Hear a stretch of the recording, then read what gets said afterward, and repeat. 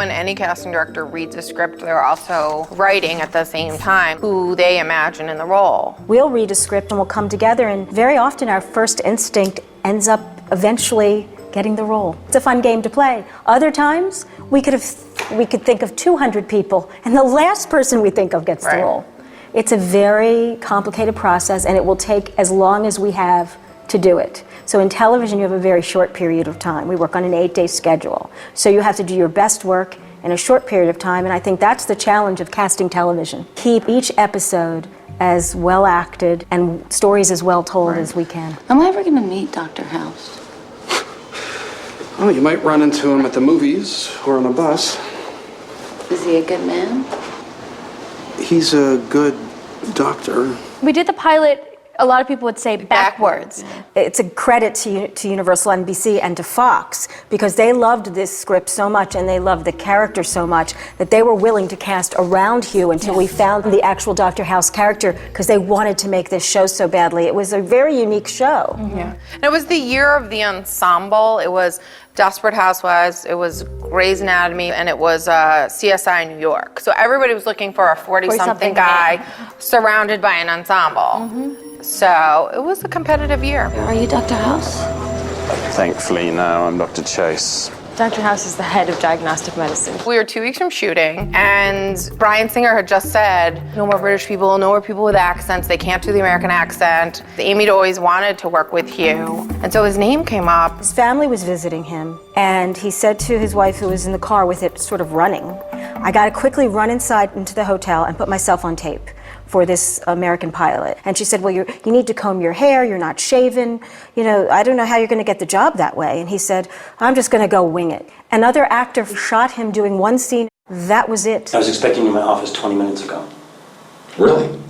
That's odd, because I had no intention of being in your office 20 minutes ago. By the time we got it, we were uncertain if we were going to find an actor to play this role. It was so daunting and so difficult. So Stephanie and I watched the tape, and we said, he's pretty good, and he looks really handsome with the scruff and the hair. I think it was the first time, too, that we actually saw somebody, like, breathe life into the role in the way that everyone had been looking for. Don't you gotta grab my cane, stop me from leaving? So we gave it to Bryan, all of us, without saying that he was a British actor. It was very, very clear when the right person read the role. And to top it all off, Hugh did not know it was the lead of the show. He thought Wilson was more the lead of the show, and that the House character, being somebody that was so unlikable, was the sidekick. Dr. House, the only reason why I don't fire you is because your reputation is still worth something to this hospital.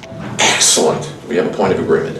You're not gonna fire me. Omar Epps met Bryan Singer in New York. He was the second person to meet on the role, and it took the entire process of reading other people and figure things out to finally get him to test that last day. But we always kept Omar in our sights. You wouldn't let it go. You were like, it's described this way, as this character with a past, and this is who it should be. I can't just break into someone's house. Isn't that how you got into the Felkers' home? And you kept calling them, and it obviously turned out for the best. Cameron, I need you for a couple of hours. What's up? When you break into someone's house, it's always better to have a white chick with you. And then with Jennifer, she came in and she was so delightful, and she just was Cameron. If House is right, no harm. If he's wrong, I've given a dying woman a couple days hope. False hope. If there was any other type available, I would have given her that. Jesse's role, he was supposed to be this, rich kid. We read everyone. Everyone. But until him, he wasn't the right person. Differential diagnosis, people. If it's not a tumor, what are the suspects? Why couldn't she talk? Aneurysm, stroke, or some other ischemic syndrome. Get her a contrast MRI. We also had a very hard time getting a lot of actors to say the medical jargon and make it sound like it was fluid and they were really doctors. If this is the best team in the world, the most elite group of doctors, certainly the people playing them were going to have to say those medical terms. And there were a lot of people that couldn't. And then, 4 years later, we ended up finding more people who could say it in season 4 when we added more cast members. Sounds like fibromyalgia. Sounds like you don't work for House. Diagnosis that provides neither an explanation nor a cure is by definition not a diagnosis. The American College of Rheumatology would disagree. It adds a definite larger layer onto playing a character, that you're defined by your profession. So you have to buy that they're that profession. It's obviously mentally ill. Pain's probably psychological. It is not a sign of mental illness to want to be pain-free. It is if your solution is sucking on a tailpipe. On a regular episode, we get the script. We read it.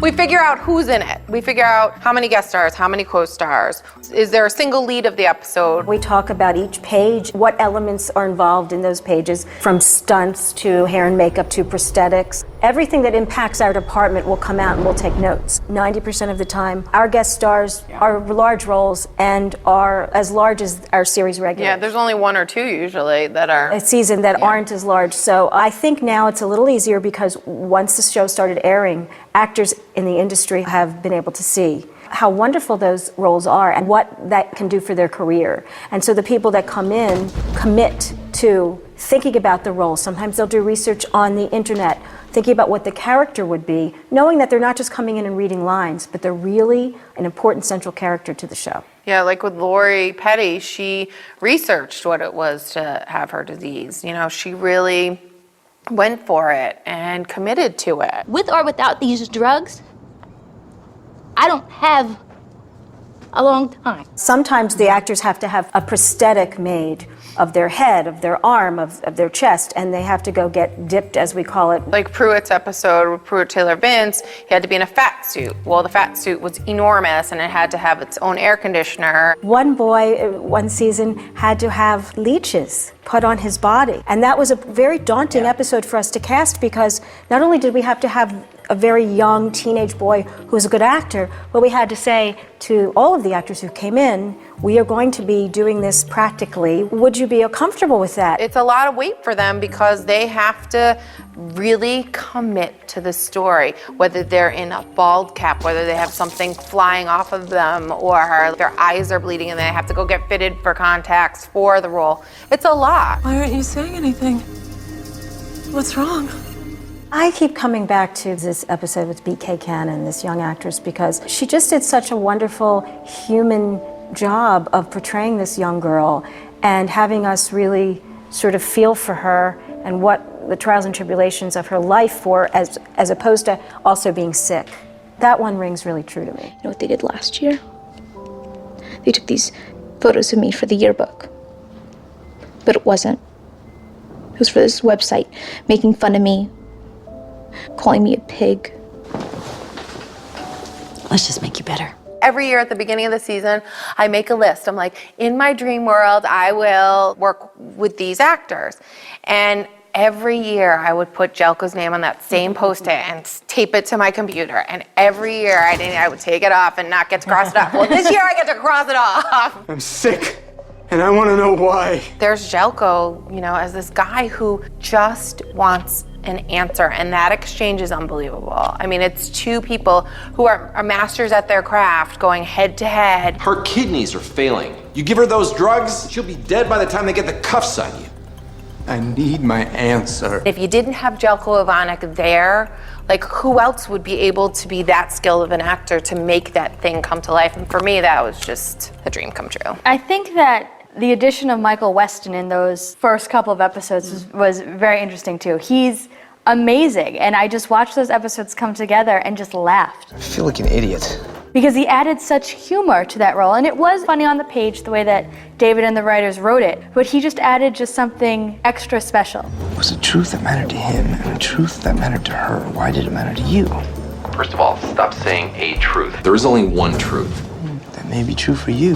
Janelle is a huge Dave Matthews fan, and she was the one who put forth that idea, and it ended up being a wonderful episode. Stephanie's been wanting to work with Mos Def and Jelko Ivanek for many years, and she made those episodes happen. And I got to cast Meatloaf, which makes me happy because I grew up with his music, and Colleen Camp, an actress who I worked with and known for 20 years, ended up playing his wife. And I have to say, when I was a casting associate and I first met Colleen, the last thing I would have said to her is, in 10 or 12 years, I'm going to cast you as the wife of Meatloaf.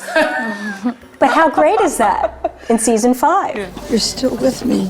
Where the hell else am I gonna go? For the smaller roles that are like nurses and anesthesiologists and heart surgeons and all that stuff, we keep records of who we've hired in the past. We like the world of the hospital. We like to bring people back. We make sure they're in the same part of the hospital as they were. If you were in the OR, you stay in the OR. If you're in the ER, you stay in the ER. And if you were a heart surgeon, you can't be a brain surgeon now. So I try to keep track of all of that stuff. We often will see 30 people for a very small role.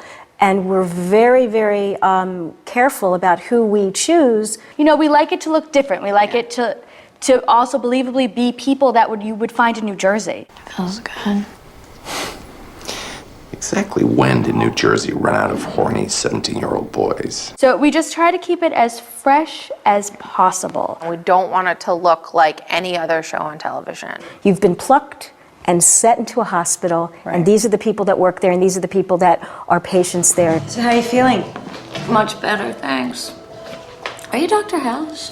I thought he was a he, but no. Thank him for me. We love what we do. I mean, we're very blessed to have careers that we love. Cool, huh?